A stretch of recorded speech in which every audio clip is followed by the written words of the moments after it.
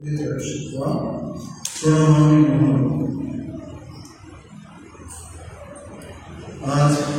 एक शुभ दिने আমরা সকলে এখানে সমবেত হয়েছি। ঠাকুর, মা এবং স্বামীজির চরণে আমার গুণান্বিত প্রণাম নিবেদন করে আজকের এই বিশেষ দিনে তাৎপর্য থেকে পাঠ এবং কিছু কিছু কথা আলোচনা করার চেষ্টা করব। এখানে বসে আছি, কিন্তু মনটি কখনো কখনো বিক্ষিপ্ত হয়ে বিভিন্ন জায়গায় চলে যাচ্ছে। যেমন প্রায় 12টা বছর জয়রামবাটি আশ্রমে থাকা, 12টা বছর সারা রাত্রি ধরে যে পুজো সেটা দেখার সুযোগ করেছি। বেলুর মঠেও আজকের বিশেষ দিনে বিশেষ পুজো, আরতি, ভজন সঙ্গীত ইত্যাদি আমাদের দেখার সুযোগ হয়েছে। কিন্তু আজকের এই দিনটা, যতদিন এই দিনটা আসছে ততই মায়ের প্রভাব, প্রতিপত্তি, শক্তি সব যেন আরো স্রোতের মতো বেড়ে উঠছে। তো আজকের দিনেই আপনারা যারা এসেছেন তাদের উদ্দেশ্যে যথাযথ শুভেচ্ছা, নমস্কার, অভিনন্দন। আমরা সত্যি আনন্দিত যে অর্ধেন্দ্র মহারাজ কিছুদিন আগেই আমাদের এই আশ্রমে উপস্থিত হয়ে এসেছেন। উনি ব্যক্তিগতভাবে ঠাকুর মা স্বামীজির গুজরাটি পছন্দ করেন। আমাদের আরেকটু সুবিধা হয়েছে যে আমরা আমাদের সব কিছু দিকটাকে সাহায্য করার চেষ্টা করছি। আমাদের অন্য সাধুরাও ঠাকুর মহারাজ অন্য এগিয়ে এসেছেন, বক্তব্য এগিয়ে এসেছেন। মায়ের কথা বলতে গিয়ে এটা বলা দরকার যে 150 বছর কিছুদিন আগে আমরা পালন করে এসেছি ঠাকুর, মা, স্বামীজি। কিন্তু আমরা পূজনীয় মহারাজদের লেখায় বা আলোচনায় দেখতে পাই, মায়ের যখন 150 বছর হয় তখন জাগরণকে দেখানোর মতো। আসলে স্বামীজিও বলেছে, ঢেউ আসছে, ভাবে ঢেউ, তোমরা কেউ রোধ করতে পারবে না। আমরা এরকম একটা দ্বীপে বসে হয়তো সবটা বুঝতে পারব না, কিন্তু এটা ঘটনা। আসি আমরা যে ঠাকুরের বিবাহ হয়েছে শ্রীমা সারদা মিশ্র, মা তখন খুবই অল্প বয়স। মা যখন একটু বেশি বয়স হলো তখন হঠাৎ করে তার ইচ্ছা হলো ঠাকুরের দেখাশোনা ঠিক মতো হচ্ছে তো, বড় ইচ্ছা হচ্ছে একবার তাকে দর্শন করার। এর মধ্যে যে তার দর্শন হয়নি না, ঠাকুর মাকে তৈরি করে নিয়েছে প্রথম থেকেই। যার উপরে এত শক্তি তিনি দেবেন, যার উপর এত দায়িত্ব, তাকে তৈরি করে নিতে পারে। কামারপুকুরের মধ্যে সেটা তাকে তৈরি করেছেন। দক্ষিণেশ্বরে এসে মা এসেছেন, তাকে দিনের পর দিন তৈরি করছেন। একই বিছানায় 8 মাস ধরে রয়েছেন। মা বলছেন যে কত কথা ঠাকুর আমাকে শোনাতেন, রাতে বহুদিন আমার ঘুমতো না, ঠাকুরের পেয়েছি হাত সমাধি, কখনো কখনো ভাবতই না। ঠাকুর আমাকে বলতেন এরকম থেকে এরকম অন্তর, ওইরকম থেকে অন্তর, এই বীজ এইভাবে। তো সীমা স্বরূপ ঠাকুর নিজেই নির্বাচন করে দিয়েছেন। তিনি নিজেই কখনো বলেছেন, কালী, কখনো বলেছেন দুর্গা, কখনো বলেছেন সরস্বতী, কখনো বলেছেন লক্ষ্মী, কখনোই সীতার মতো সেই গায়নটা বাবা করে দিচ্ছেন, বলছে তোমার তো এইটুকুই দেখেছি। কখনো রাধার কথা বলছেন। তো মায়ের কথাই বারবার মনে হয় ঠাকুর বলেছে যে এই ছবি একদিন ঘরে ঘরে পূজিত হবে। আজ আমরা সেটা দেখতে পাচ্ছি না, কিন্তু আজকে তত্ত্বের জায়গাটা আপনার আপনাদের কাছে একটু পড়ে শোনাতে এবং চারটি কথা বলার ইচ্ছা হচ্ছে। দশ মহাবিদ্যার অন্যতম সদস্য সবচেয়ে ভয়ঙ্কর রূপসী, ভয়ঙ্কর বলে খারাপ লাগে শুনতে, অসাধারণ রূপসী, এত রূপ লেখার মধ্যেও আমরা সেটা পাব। ঘটনাটা তার নামান্তর সেবিকা ত্রিপুরা সুন্দরী, ত্রিপুর সুন্দরী, মহাতীব্র সুন্দরী ললিতা ইত্যাদি। দেবী ষোড়শী আবির্ভাব সম্বন্ধে নারদ পঞ্চরাত্রে বর্ণিত হয়েছে। একবার স্বর্গের অপ্সরা কৈলাসে মহাদেবকে দর্শন করতে যান। শিব তাদের সামনে দেবীকে একবার কালী কালী বলে ডাকে। এতে দেবী লজ্জা পেয়ে যান এবং মনে মনে স্থির করে কালী রূপ ত্যাগ করে বিশুদ্ধ গৌরী রূপ ধারণ করবে। কারণ থেকে গৌরী সাদা রূপ ধারণ করবে। এমন সংকল্প করে দেবী কৈলাস থেকে অন্তর্হিতা হয়ে যান। শিব তখন একা। এমন সময়ে একদিন নারদ উপস্থিত। শিবকে একা দেখে শিবকে একা দেখে দেবশ্রী তাকে দেবীর কথা জিজ্ঞাসা করলেন। শিব বললেন, দেবী আমাকে ত্যাগ করে অন্তর্হিতা হয়েছে। নারদ ধ্যানস্থ হয়ে দেখলেন দেবী সুমেরুর উত্তর পার্শ্বে অবস্থান করছেন। তিনি তখনই সেখানে ত্যাগ করে চলে গেলেন এবং অনেক স্তব স্তুতি করে দেবীকে প্রসন্ন করলেন। কি করলেন? দেবীকে অনেক স্তব স্তুতি করে প্রসন্ন করলেন। আমাদের মাও কিন্তু এই শক্তি আমরা বুঝতে পারছি না। আমরা সমুদ্রের উপরে হিমশৈলের চূড়াটা শুধু দেখতে পাচ্ছি, আমরা নিচেটা কত দূর গিয়েছে তার আন্দাজ করতে পারি না। কারণ আমাদের চাহিদা অনুযায়ী তো আমাদের জন্ম, আমাদের বাসনা অনুযায়ী আমাদের জন্ম। আমাদের বাসনা কি? অন্ন, বস্ত্র, বাসস্থান, ভালো থাকবো, এইভাবে কিন্তু কাটাবো। দেবী নারদকে শিবের সংবাদ জিজ্ঞাসা করলেন। নারদ বললেন, মা মহেশ্বর আবার বিবাহের উদ্যোগ করছেন, তুমি শীঘ্র গিয়ে তা বন্ধ করো। দেবী তখন এমন অপূর্ব সুন্দর রূপ ধারণ করলেন, কোথাও যার তুলনা মিলে না। এবং মুহূর্ত মধ্যে শিব সন্নিধানে উপস্থিত হয়ে শিবের হৃদয়ে নিজের ছায়া দেখতে পেলেন। ভাবলেন, ইনি বোধ হয় অন্য কোন দেবী। সেই জন্য অত্যন্ত ক্রুদ্ধ হয়ে শিবকে অকৃতজ্ঞ, প্রতিজ্ঞা ভঙ্গকারী ইত্যাদি বলে তিরস্কার করতে লাগলেন। শিব বললেন, দেবী ধ্যানস্থ হয়ে জ্ঞান দৃষ্টিতে দেখো, দেখবে আমার হৃদয়ে তোমারই ছায়া। দেবী তাই বললেন এবং ছায়াটি যে তার নিজেরই ছায়া তা দেখে শান্ত হলেন। এবার দেবী শিবকে সেই ছায়া তত্ত্ব জিজ্ঞাসা করলেন। শিব উত্তর তার প্রসঙ্গে বললেন, ত্রিভুবনে সর্বশ্রেষ্ঠ রূপ ধারণ করেছ বলে তুমি স্বর্গে, গঙ্গে, পাতালে এবং অন্যত্র সুন্দরী পঞ্চমী শ্রী এবং ত্রিপুর সুন্দরী নামে প্রসিদ্ধ হবে। আর সর্বদা ষোড়শ বসিয়া বলে ষোড়শ গুণে খ্যাত হবে। বামকেশ্বর তন্ত্রে বলা হয়েছে ত্রিপুরা পরমা শক্তি, তিনি জ্ঞান, দেব, জ্ঞাতা রূপে জগতের আদ্যা। তিনি স্থূল সূক্ষ্ম ত্রৈলোক্যের জনয়ন্তী জননী। দেবী ষোড়শী আবার বলা হয় শ্রীবিদ্যা, যেহেতু তিনি সর্বদা শ্রী প্রদান করেন।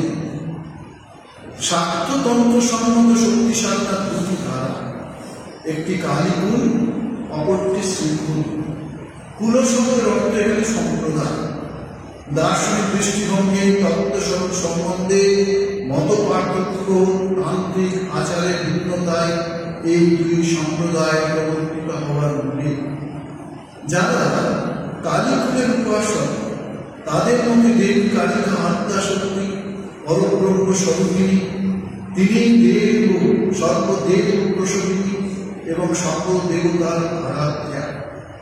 ভারতের পূর্বাঞ্চলের শক্তি উপাসকরা মূলত কালীকুলের উপাসক এবং দেবী কালিকায় তাদের উপাস্য। দক্ষিণ ভারতের শক্তি সাধকেরা শ্রীকুলের উপাসক, যেহেতু এই কুলের আরাধ্যা দেবী শ্রী বিদ্যা, সেই জন্য এই সম্প্রদায়ের নাম শ্রীকুল।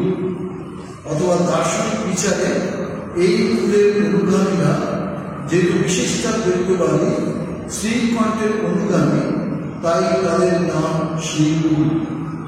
আবার কালীকুল ও শ্রীকুল শব্দের অর্থ অন্য ব্যাখ্যাও পাওয়া যায়। নিরুত্তর তন্ত্রে বলা হয়েছে যে কালীকুল ও শ্রীকুল হল নির্দিষ্ট কয়েকজন দেবতার সমষ্টি। কালী, তারা, রক্তকালী, ভুবনেশ্বরী, মহিষমর্দিনী, ত্রিপুরা, দরিদ্রা, দুর্গা, বিদ্যা ও প্রত্যঙ্গিরা, এরা হলেন কালীকুলের দেবতা।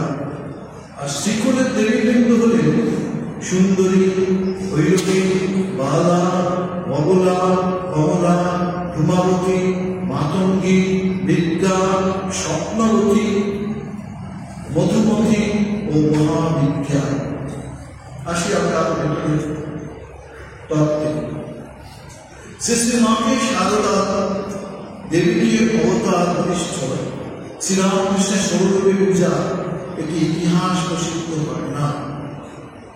আমাদের সমাজে মানবিক কুমারকে দেবী রূপে আরাধনার প্রথা শাস্ত্রীয় অনুশাসন মেনটেন গড়ে উঠেছে। আমরা আসবো এইসব কথায়, কিন্তু দু একটা কথা বলতে ইচ্ছা আছে। শ্রীরামকৃষ্ণ আছে যখন মা দক্ষিণেশ্বরে এলেন, আবার আসার পথে কি হয়েছিল আমরা শুনেছি। মায়ের শরীর খারাপ হয়েছে, মায়ের জ্বর হয়েছে। মা কালী এসে তার গায়ে হাত দিয়ে স্পর্শ করছে, সেবা করছে। মা জিজ্ঞেস করছেন, কে গো তুমি? নাই, আমি তোমার বোন দক্ষিণেশ্বর থেকে আসছি, তোমার জন্যই ওকে ওখানে বেঁধে রেখে এসেছি, তোমার জন্যই ওকে ওখানে বেঁধে রেখে এসেছি। শ্রীরামকৃষ্ণ যখন মায়ের সান্নিধ্যে এলেন বা মা ঠাকুরের সান্নিধ্যে এলেন, কয়েকদিনের মধ্যেই ঠাকুর জিজ্ঞাসা করছেন মাকে, তোমার এই যে আগমন, তুমি কি আমাকে সংসার পথে টেনে নিয়ে যেতে এসেছ? আমরা কোন মহিলার পুজোর প্রতীক পেয়েছি, সেটা বুঝে নেওয়ার জন্যই এই কথা। শ্রীমা পড়াশোনা জানে না, স্কুল পাঠশালা কিছুই কিছু জানে না। কি বললেন? আমি তোমার সহধর্মিনী, তোমার ধর্মপথে সাহায্য করার জন্যই এসেছি। মাকে ওই জন্যই ঠাকুর বলতে জিজ্ঞেস ও সরস্বতী ও লক্ষ্মী রূপ থেকে এসেছে। কিন্তু শ্রীমাও কিছুদিন পরে ঠাকুরকেও এরকম প্রশ্ন করেছে, আচ্ছা আমি তোমার কি করি? মানুষের ভাবার সময় এসেছে, শুধুমাত্র পার্থিব সম্পদ নেই আমার জীবন, এর বাইরে আর কোনো জীবনের কথা আমরা ভাবতে পারি না, ভাবা উচিত নয়। না ভাবলে কি সত্যিই আমি জীবনে ব্যর্থ হব? সেই জায়গায় শ্রীমাকে ঠাকুর উত্তর দিয়েছিলেন, যে মা মন্দিরে আছে সেই মাই নহবতে আছে, সেই আত্মাশক্তি এই শরীরের সেবা করছে।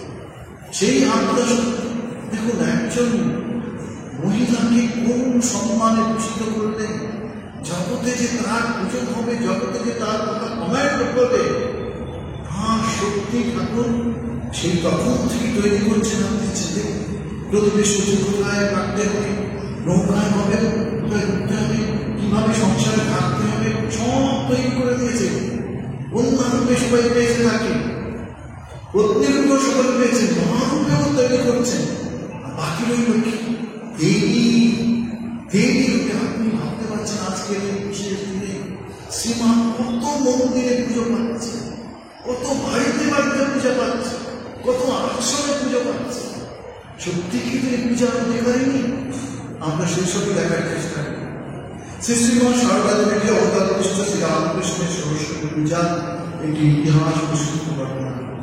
আমাদের সমাজে মানবিক কুমারীকে দেবী রূপে আরাধনার কথা শাস্ত্রীয় অনুশাসন মেনেই করে রয়েছে। চলিতে আছে স্ত্রী ও সমস্ত সকল স্ত্রী ভগবতীর এক একটি অংশ। এই ধরনের শাস্ত্র বাক্যের ভিত্তিতে জরুরিও বলা যায় যে স্ত্রী মাত্রই পূজা, নমস্কার তবু সকল স্থিরকে পূজা আসনে বসিয়ে বিধিসম্মত উপাচার নিবেদনের মাধ্যমে তাদের আরাধনা করার সপক্ষে কোনো শাস্ত্র নির্দেশ নেই। তবে তন্ত্রে সাধন শক্তি বা শক্তিকে পূজা আরাধনারূপে নির্দেশ করা হয়েছে। কিন্তু শ্রীরামকৃষ্ণ শ্রীমা সারদা দেবী সাধন শক্তি হিসাবে গ্রহণ করেননি। শ্রীরামকৃষ্ণ শ্রীমাকে ষোড়শরূপে পূজা করেছিলেন। তন্ত্র সাধনা, বেদান্ত সাধনা ইত্যাদি পরিসমাপ্ত করে সিদ্ধি লাভের পর সব সাধনা হয়ে গিয়েছে।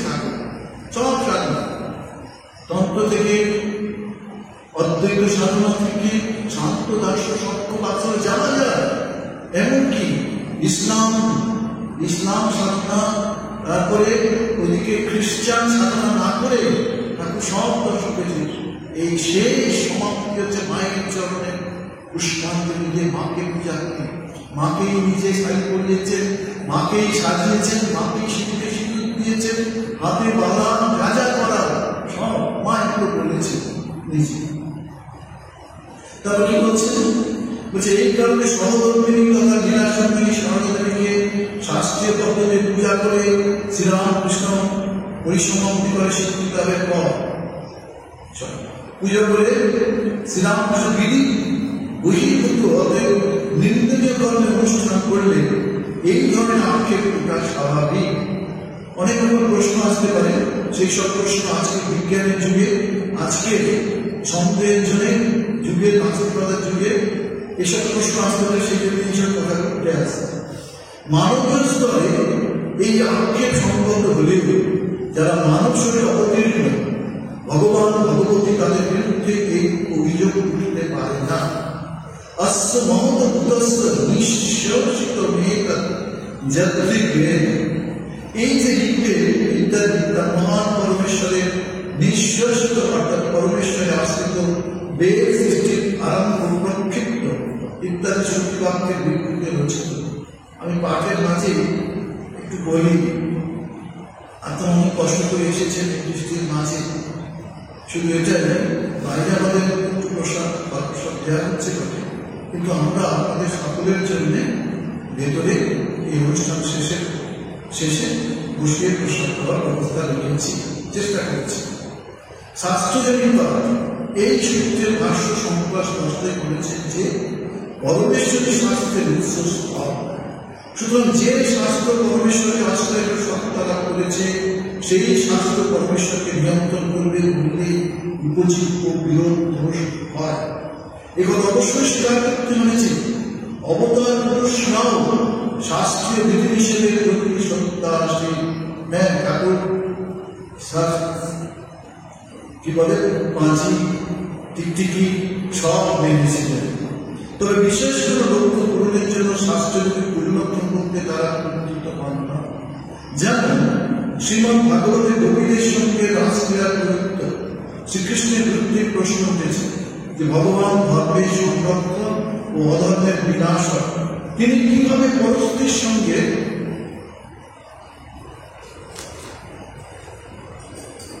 লীলাবিলাসে নিজেকে নিয়োজিত করলেন? এর উত্তর স্বার্থবন্ধহীন অপার্থিব প্রেমের উচ্চ দৃষ্টান্ত স্থাপন করতেই শ্রী ভগবানের এই আপাত নির্মিত রাসক্রীড়ার অনুষ্ঠান। আপন সহধর্মিনী সারদা দেবীকে সাক্ষাৎ দেবজ্ঞানী আরাধনার পশ্চাতেও শ্রীরামকৃষ্ণের ঐশী পরিকল্পনা হয়েছিল যা আমাদের অজ্ঞাত, অথবা কোন রকম পরিকল্পনা না করে অন্তরে স্বাভাবিক প্রেরণায় শ্রীরামকৃষ্ণ পূজা অনুষ্ঠান করেছিলেন। শ্রী ভগবানের লীলা মানব বুদ্ধির অগম্য, সত্যিকার ভগবানের লীলা মানব বুদ্ধি এইটুকু ছোট বুদ্ধির মধ্যে কি বুঝবে? অগম্য, অচিন্ত বিষয়কে যুক্তিতর্কের দ্বারা বিচার বিশ্লেষণ করার অপপ্রয়াসে বিরত থাকতে শাস্ত্র আমাদের উপদেশ দিয়েছে। তবে যুক্তির প্রতি মানব মনের আনুগত্য সহজাত। যুক্তিতর্কের দ্বারা অনুসন্ধানের মাধ্যমে যে তত্ত্ব নির্ণয় করা যায় সে কথা শাস্ত্র বলেছে। মহর্ষি মনুর ঘোষণা, यस्ते कर्णानि यस्ते केनानुसन्धन्ते स्वधर्मं वेदमेतरः যুক্তির সাহায্যে যে অনুসন্ধান করে সেই ধর্মকে জানে, অন্য কেউ নয়।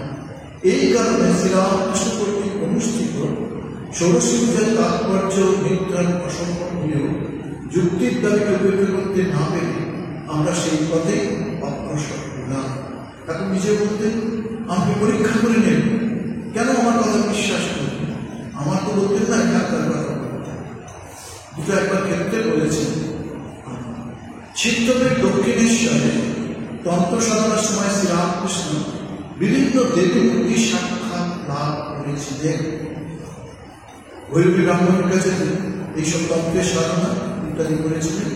তারা সকলেই দিব্য রূপ ও লাবণ্যলোকে পূজা থেকে দশ পূজা পর্যন্ত বিভিন্ন অবয়ব বিশিষ্টা আমরা ঠাকুরের বলতে পাই। কি পাই?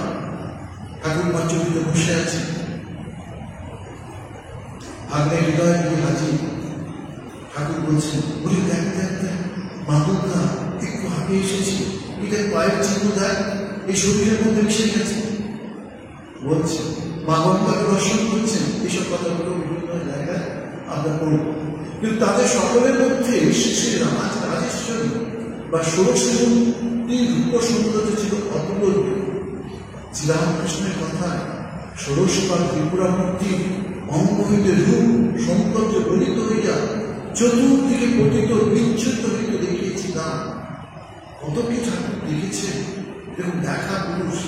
আমরা সৌভাগ্য যে তার ছবি আমরা দেখতে পাই, আমরা তার ছবিতে মালা করাতে পারি, আমরা তার ছবির কাছে দাঁড়িয়ে প্রার্থনা করতে পারি। মা যেমন বলেছিলেন, ঠাকুর যে তোমার শরণাগত তাকে তুমি সবসময় রক্ষা করো, নিশ্চয়ই তুমি ভক্তদের সেইভাবে রক্ষা করেছো। শ্রীরামকৃষ্ণ সেই কোন বছর দক্ষিণেশ্বরে শ্রীমাকে ষোড়শীতে পুজো করেছিলেন সেই সম্বন্ধে মতভেদ আছে। 1872 অথবা 1873 খ্রিস্টাব্দে সেই ঐতিহাসিক ষোড়শী পূজা অনুষ্ঠিত হয়। কেউ কেউ বিভিন্ন বইতে আমরা দেখি এটা, কেউ বলেন যে মা আসার পরে এটা হয়েছে, আবার কেউ বলেন না তার পরের বছর হয়েছে।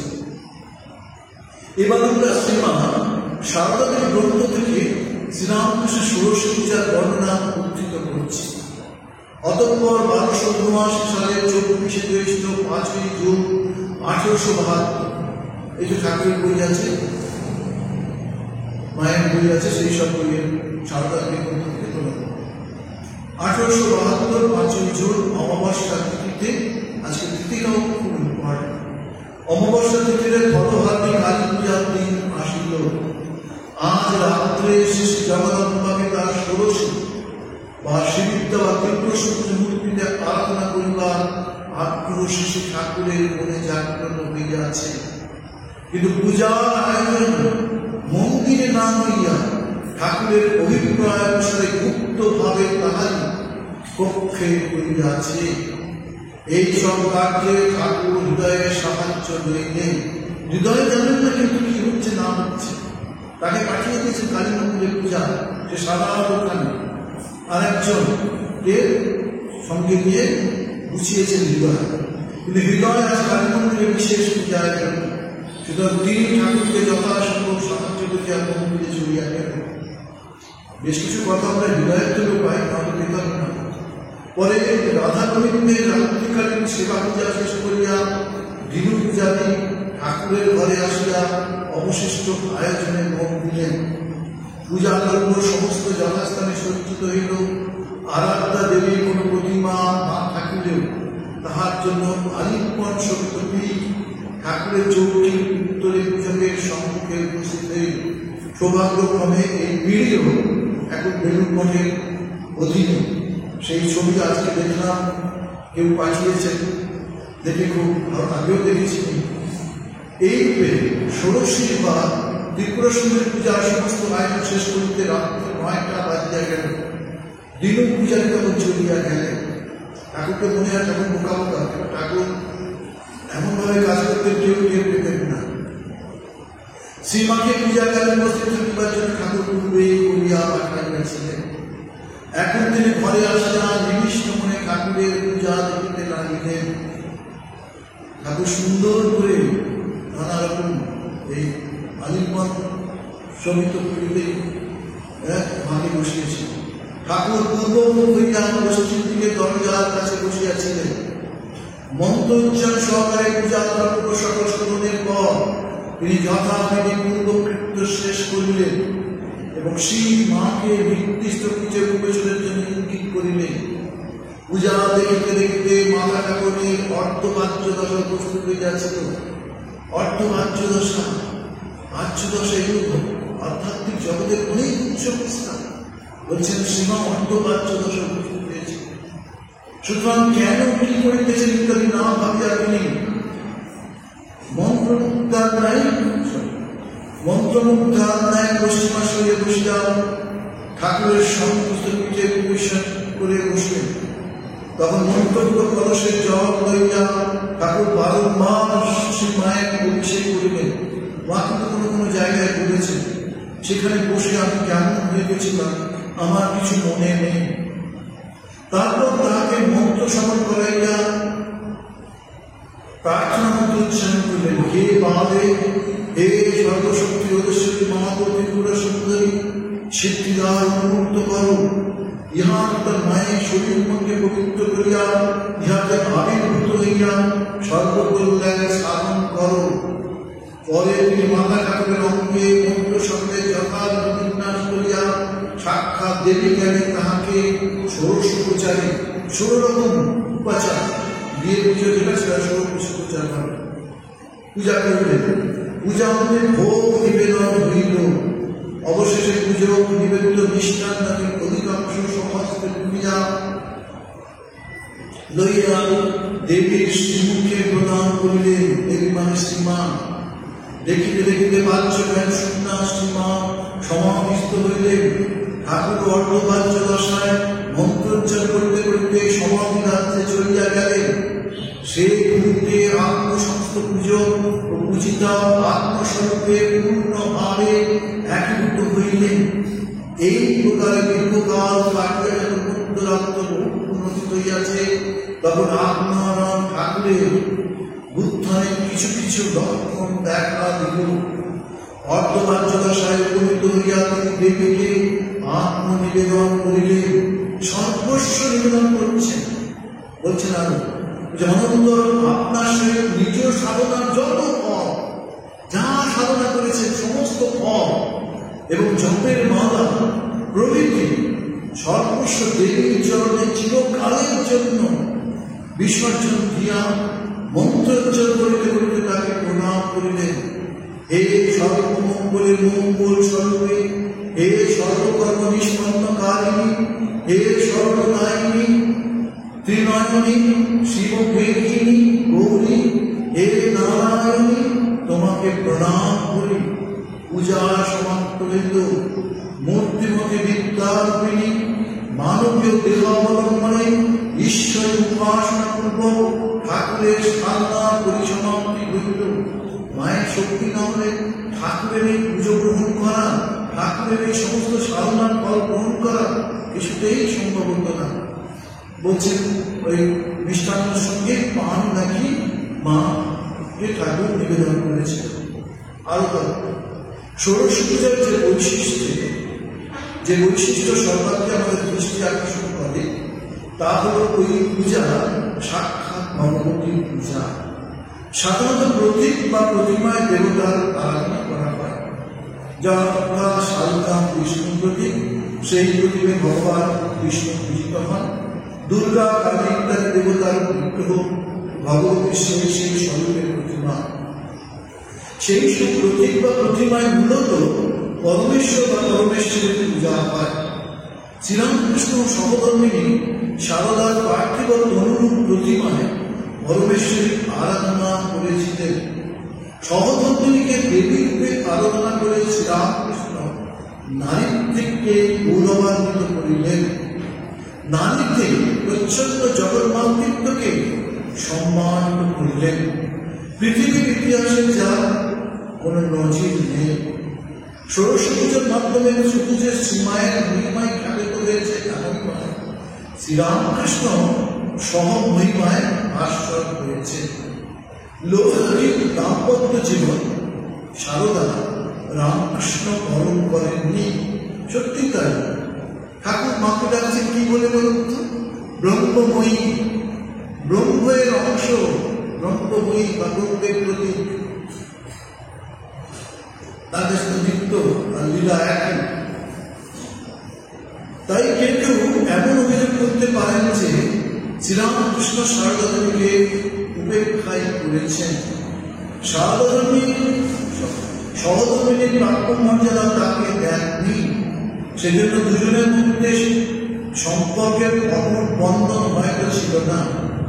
কিন্তু এই অযৌক্তিক কল্পনা বিলাসের যে ন্যূনতম অবকাশ নেই তার প্রমাণ ষোড়শী পূজা। আত্মনিবেদন ঐক্যানুভূতির দ্বারা অধ্যাত্ম শাস্ত্রের বন্ধনে শ্রীরামকৃষ্ণ নিজেকে শ্রীমায়ের সঙ্গে চিরগ্রথিত করেছিলেন এবং শ্রীমাকে দিয়েছিলেন চরম স্বীকৃতি। এই স্বীকৃতির প্রত্যাখ্যানের ক্ষীণ সম্ভাবনাও দূর হয়ে গিয়েছে। এগুলো দৈব স্বীকৃতি, যেখানে বর্জন বা প্রত্যাখ্যান বলে কিছু নেই। এরপরে শ্রীরামকৃষ্ণ দীপ্ত মহিমা অধিকতর উজ্জ্বল হয়েছে। দুটো ঘটনা মনে পড়ছে। ঠাকুর মাকে জিজ্ঞাসা করলেন, আচ্ছা তুমি কটা রুটি খাও? এইসবের জিজ্ঞাসার কারণ হচ্ছে আমার অবর্তমানে আমি কিছু টাকা গচ্ছিত রেখে দেবো তোমার জন্য। তাই দেখি গিয়েছিলেন সেইভাবে। আমরা এটাও দেখি সেই একজন মহিলা মা ঠাকুরের খাবার আছেন দেখে বলবেন, মা আমাকে কিন্তু আমি নিয়ে যাব। মা কিন্তু সেই দিন সেই ঠাকুরের আহার তার হাতে তুলে দিয়েছিলেন। শ্রীমাকে ঠাকুর বলেছিলেন, তুমি জানো না সকলটা দেখতে পারি না। মা কিন্তু সেদিন কি বলেছিলেন, আমি রোজ নিয়ে আসবো তোমার খাবার। কিন্তু কেউ যদি মা বলে চায়, এই মায়ের প্রকাশ, মায়ের দেবীত্ব প্রকাশের জন্য এত সব কারণ বলে মনে হয়। সাধারণত অদ্বৈত সাধনায় চরম সাধনা, কিন্তু আমরা বিস্ময়ের সাথে লক্ষ্য করি অদ্বৈত নির্গুণ ব্রহ্ম সাক্ষাৎকারের ফল শ্রীরামকৃষ্ণ ষোড়শী পূজার মাধ্যমে আবার গুণময়ী দেবীর আরাধনায় প্রবৃত্ত হয়েছিলেন। ভৈরবী ব্রাহ্মণীর কাছে তন্ত্র সাধনায় তিনি সিদ্ধি লাভ করেছিলেন এবং তোতাপুরীর কাছে বেদান্ত সাধনার মাধ্যমেও তার তত্ত্ব সাক্ষাৎকার হয়েছিল। কিন্তু এর পরেও তিনি তান্ত্রিক দেবতা ষোড়শী পূজায় প্রবৃত্ত হয়েছিলেন। সকল প্রকার সাধনায় সিদ্ধি লাভ করলেও এবং অদ্বৈত সাধনায় সময় জ্ঞানের খড়গের দ্বারা পরম প্রেমাস্পদ মা কালীর ভাবময় মূর্তিকে দ্বিখণ্ডিত করে তাকে অতিক্রম করতে সক্ষম হলেও মাতৃভক্ত শ্রীরামকৃষ্ণের জগৎজননী কালিকার প্রতি ছিল সহজাত অনুরাগ। সেই অনুরাগের বশবর্তী হয়ে তিনি সিদ্ধি লাভের পরেও জগৎজননী বিবিধ রূপের অন্যতম ষোড়শী রূপে পূজায় প্রবৃত্ত হয়েছিলেন। আমাদের মনে হয় শুধু মাতৃভক্তি তার এই অলৌকিক ষোড়শী পূজা অনুষ্ঠানের কারণ নয়। লীলা প্রসঙ্গ কার লিখেছে, এসব বইগুলো একটু বাড়িতে রাখি, মাঝে মাঝে বইগুলো পড়লে সারা দিনটা ওইভাবে মনটা যাবে। আমাদের মনটাকে ট্রেন করতে হবে, তাহলে আমরা ঠাকুর মায়ের ভাবকে আরো ভালো করে বুঝতে পারি। লীলা প্রসঙ্গ লিখেছেন, মূর্তিমতী বিদ্যারূপিণী মানবিক দেহ অবলম্বনে ঈশ্বর উপাসনাপূর্বক ঠাকুরের সাধনা পরিসমাপ্তি হইল। সকল স্ত্রী ভগবতীর এক একটি রূপ হলেও যে স্ত্রী শরীর অবলম্বন করে ভগবতী সাক্ষাৎ অবতীর্ণা, সেই শরীরে তাকে আরাধনা ও তার সঙ্গে অভিজ্ঞত অনুভব করে একটি অত্যাচারের আধ্যাত্মিক সাধনা। কেবলমাত্র অবতীর্ণ ভগবানের আধ্যাত্মিক সাধনা পর্যবেক্ষণের এই হলো সর্বোচ্চ স্তর। ষোড়শী পূজার মাধ্যমে হয়তো এই তত্ত্বের প্রতিপাদিত হয়েছে।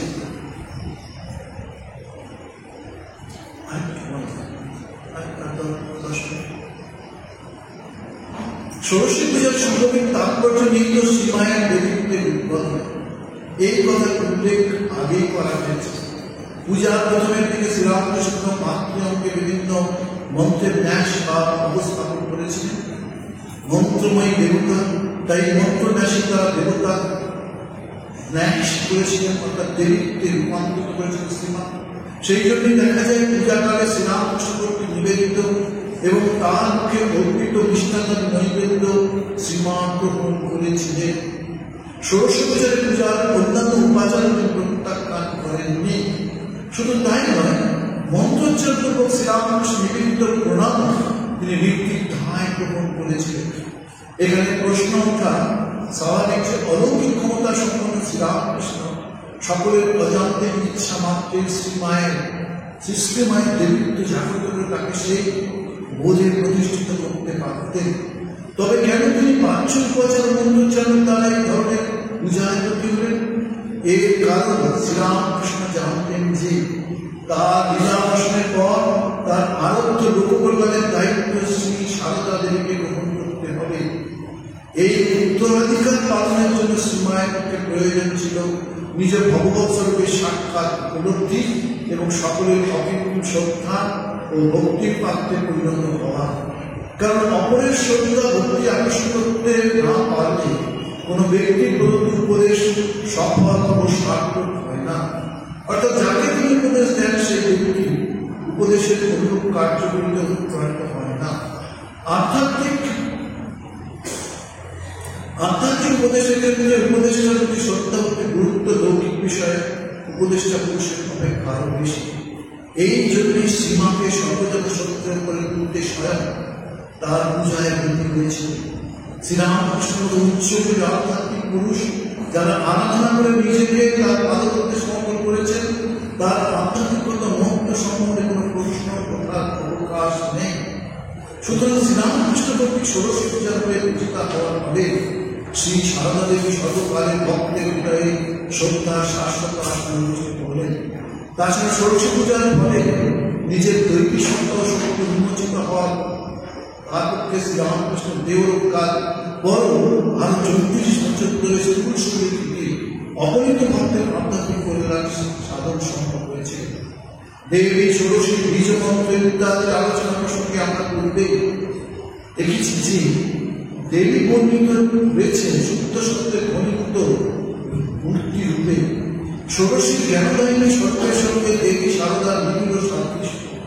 সারদা দেবী যে সাক্ষাৎ জ্ঞানদায়িনী সরস্বতী শিক্ষা স্পষ্টই বলেছেন শ্রীরামকৃষ্ণ। গোলাপকে একদিন সীমায়ের সম্বন্ধে তিনি বলেছিলেন, ও সারদা সরস্বতী জ্ঞান দিতে এসেছে। রূপ থাকলে পাছে অসত্য মনে দেখে লোকের অকল্যাণ তাই বা রূপ থেকে এসেছে। দেবী সারদার জ্ঞানদায়িনী রূপ অবশ্যই তার মোক্ষ বিধায়িনী রূপ। সেই সেবা সেই কাজ তিনি করেছেন আধ্যাত্মিক উপদেশ দান, মন্ত্র দীক্ষাদান ইত্যাদির মাধ্যমে। ষোড়শী পূজার মাধ্যমে দেবীত্বের উদ্বোধনের ফলে তার মধ্যে জ্ঞানদায়িনী গুণশক্তি উন্মেষ হয়। শ্রীরামকৃষ্ণ তাকে শ্রীবিদ্যালয়ে প্রতিষ্ঠিত করেন সর্বকল্যাণ সাধন এর জন্য।